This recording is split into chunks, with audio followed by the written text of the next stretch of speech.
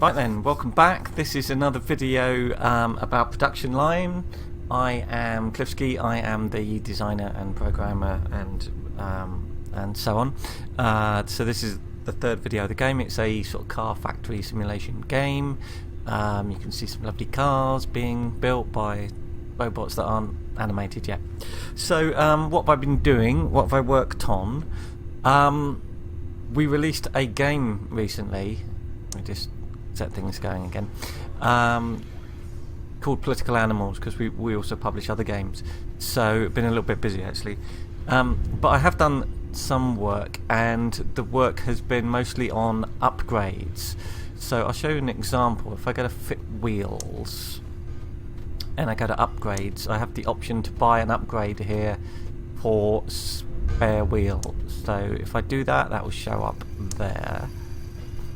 And if I now look at that car which went through, blah blah blah blah blah, it had wheels, $756 worth of wheels. If I look at the car that came after it, it has wheels, $756 worth of wheels, and it also it keeps moving. It's also got a spare wheel, which is kind of like worth another $100 on the price of that car. So, so you know, that's how it works. So the idea is that all of these different slots will have different options. So does brake says like anti-lock brakes as an upgrade that I could build. At the moment I'm not doing that. I'm just getting like ordinary brakes to make a cheap car, because this will also increase the amount of time it takes to fit this stuff. I haven't decided whether or not there'll be an additional kind of like cost per item added to it. Now in the case of the spare wheel, what it does, although there's no sort of GUI for it yet, is it actually requests another wheel, so it costs you more. Now this is interesting because we're already selling cars, but what's happened now is the first car that has a spare wheel has actually come off the production line. So I'm going to call that spare wheel car. Yeah, I need to fix the GUI there, don't you think? So if I look at the finance stuff, blah blah blah. Oh, here we go, income. Yeah. So you know, I've sold whatever 53 of the basic cars at whatever price they were, and so far I've sold one spare wheel car. So the idea is that you'd research upgrades for each of these slots. You would then buy those upgrades, and they would make you know, a better car, a more expensive car, and you'd get a higher profit on it. That's one way of doing things. One of the other things I'm going to do, we have a thing here that where is aircon? Fit aircon. Aircon's completely optional. It should actually, does it have, yeah, climate control and pollen filters. There'll be loads. I haven't done them all yet by any stretch. So you could just delete fit aircon or not have built it in the first place and build a really cheap car. You'd need to research aircon first in order to have it in the production line. So what we've got is we've got two systems. We've got, you can add a thing, you can add a new slot to your production line, or you can just upgrade what you're currently doing, because in some cases that will make more sense.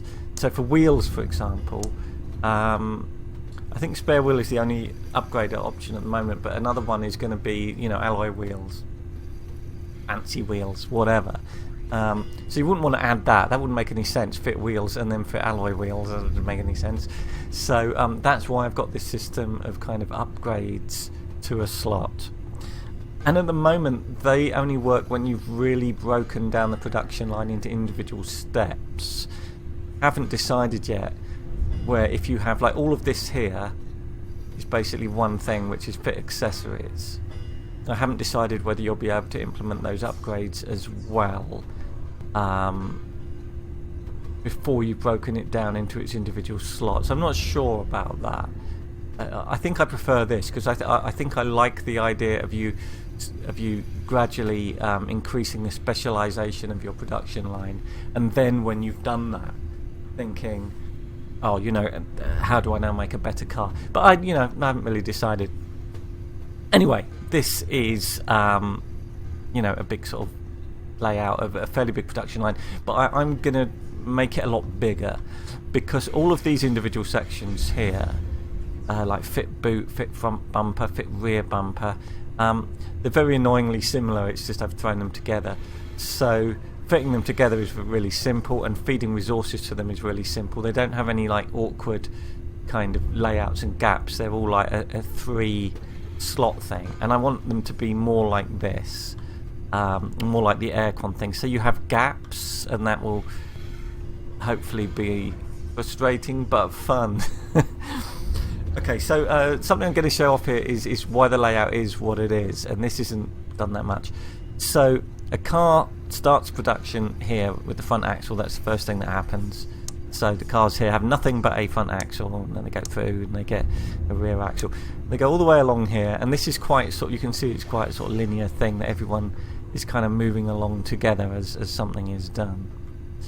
But there was a bit of a bottleneck here. This the door panels were taking a while for whatever reason, so I split things out here. So I had 2 runs of this and rejoined here. And now I get to paint. Now painting's quite quick. That's undercoat, so it doesn't take very long. But then the paint needs to dry with these big silly fans, which takes quite a while. So I need two of these at least for each one of those. Now actually I've got a bit of a bottleneck here, so I've kind of misjudged that slightly. So the production line is kind of splitting and then rejoining for some more painting, and then splitting for more of that and rejoining. You can see the bottlenecks here, and I'm going to be adding a GUI. I've already got a sort of GUI like this that shows you the efficiency of each slot, the power draw of each slot, and the speed that things are moving at. Very slow. The power draw, I should point out, is fluctuating. If you can see up here at the top, my current power draw is like 5,000 to 6,000 things. And I'm producing 10,500. Now it varies, which I think is very interesting, and it varies because everything that's in use uses power, and they all use different power. Drying paint it uses a lot of power, and all of these little conveyor belt things here, they use power. So when things are moving along, this bit here will be active. I'll animate it or something eventually. So you have like peak power and kind of minimal power. And that's going to be a sort of mechanic that you have to be on top of. One of the other things that I wanted to sort of just bring up in this recording is the sort of visual style of the game and how it looks and what people think. Generally, I'm fixed on the visual style. I like this sort of slightly cartoon-esque, but not that cartoon. You won't actually get in that close. I'm just showing you what it looks like. You're probably getting about that close at most. Otherwise the texture requirements become ridiculous. Obviously I'm going to have animations and stuff. Look, a bug. These things here are stuck. That's a bug. I don't know why that's happened. Real live bug. Exciting. What I'm more concerned about is I want you to be able to look at your production line like this and go, aha, yeah, we've got lots of those, we need some more of these. So for example, this here is making an exhaust, and I want that to be obvious from sort of that distance. That's where the exhaust thing is, and the trouble is things tend to look quite similar. So one of the things I'm going with is different floor tiles. So this colour here, this sort of crosswork pattern here, is going to be for like bodywork stuff, so you'll know this is kind of putting the car body together. There's too much stockpile here and not enough floor, so I'm going to make these a lot bigger, these slots. They're tiny, and I think that'll make it more obvious. Where something's being made, I'm going with this crosshatch pattern of kind of like danger, danger. So it's obvious that that's kind of like the production of a component, but I worry quite a bit that it's not distinctive enough. I mean, if I do this, where's the aircon? You know, the aircon's here, I happen to know, but I need to make that a lot more obvious. I need to make it more distinctive in terms of colours and stuff like that, and I'm interested if people think that that is a problem, or if they have any ideas, or if they think it doesn't matter because you get to know your layout Maybe I should have like a color-coded overlay, but then you just play with the overlay on, and that's no good.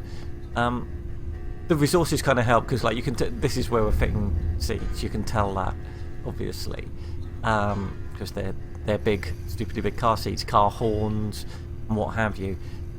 Car lights are in a box, so it's kind of hard to tell.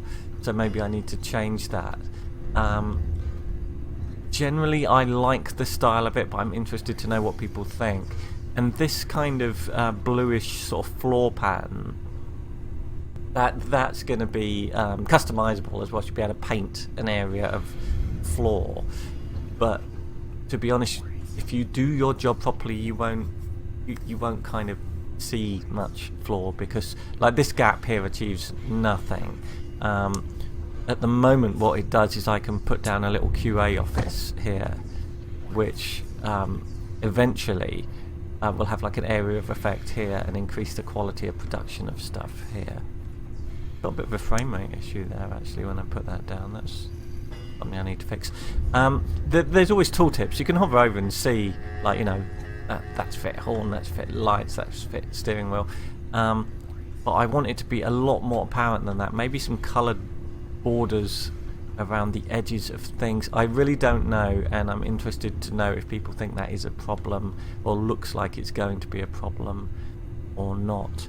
I don't think it's very easy to solve.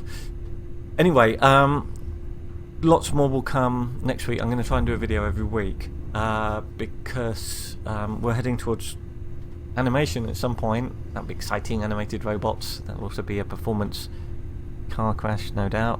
Thought that was a bug, but no, it's just a little bit of shading. And I'm very interested to know what ideas people have and what they think is massively missing from the game as it looks right now. So, you know, do let me know what you think. I'm quite pleased with it actually. I think it's looking quite nice. Anyway, this is Production Line. It's coming to the PC on Steam and blah blah blah blah at some point. We'll probably have a long open beta and stuff like that next year, if not before. And I'm Cliffsky from Positech Games. So if you like this, please subscribe and, you know, please tweet about it and share and stuff like that. Thank you for watching this video.